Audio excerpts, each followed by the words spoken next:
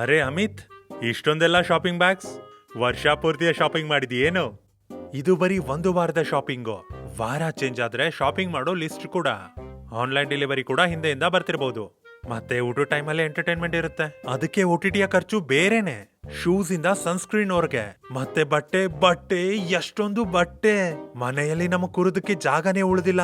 ಅರೆ ಗೆಳೆಯ, ಇಷ್ಟೊಂದು ಶಾಪಿಂಗ್ ಮಾಡಿದೀಯಾ ಅಂದ್ರೆ ICICI Prudential Bharat consumption fund ಅಲ್ಲಿ ಇನ್ವೆಸ್ಟ್ ಕೂಡ ಮಾಡು. ಯಾವ ಫಂಡ್?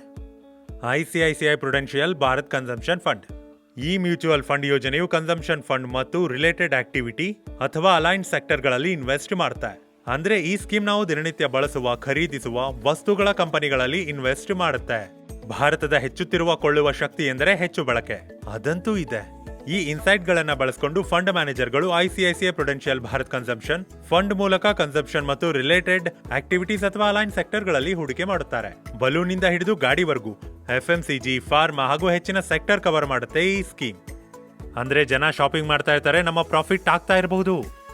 ವಾ ರಾಹುಲ್, ಏನ್ ಸ್ಕೀಮ್ ಹೇಳಿದ್ಯಾ? ಇನ್ನು ಮುಂದಿನ ವಾರದ ಶಾಪಿಂಗ್ಗೆ ತಲೆನೋವೇ ಇರಲ್ಲ.